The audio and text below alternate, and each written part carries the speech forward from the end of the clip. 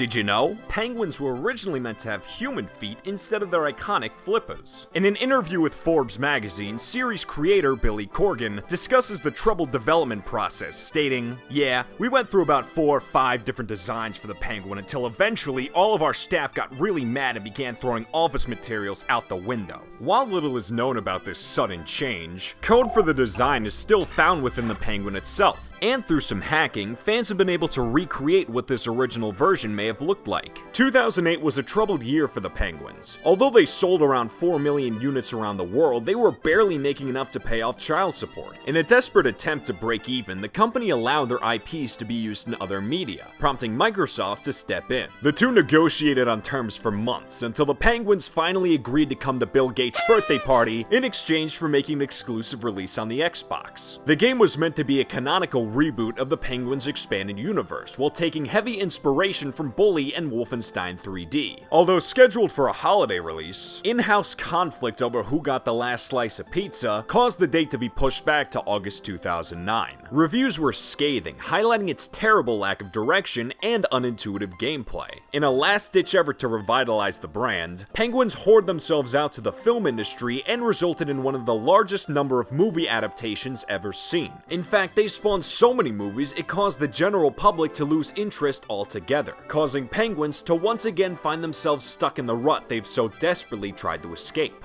Did you also know that penguins slide on their bellies not as a means of transportation, but to build up electricity? Inside their stomach is a 2-foot-long treadmill that, when active, conducts large amounts of friction that allows them to transform into their superpower state. Originally, this mode was seen as too strong for newcomers, but after being playtested by focus groups, they realized it's actually fun to be overpowered. When asked if this ability would tarnish the game, Penguin president Bobby Thompson scoffed at the interviewer and said, "Look, you don't understand. Bobby Says was way ahead of its time. Critics just couldn't comprehend my genius work of art." There were also plans for a sequel to Penguins that began development during the late 80s under the working title Penguins 128. Given the unexpected smash hit of the original 20 million years ago, the team didn't want to keep their eager fans waiting and went straight to work on a follow-up. Through many articles and press releases about Penguins at the time, 128 was not only going to revisit the foot mechanic mentioned earlier, but would also add brand new levels, alternative costumes, a Glock, and Luigi. But because Penguins already had their flippers full with 15 other projects, 128 was put on indefinite hiatus for the time being. Little was mentioned about the sequel for the next 2 decades until a fan asked about it at E3 2012,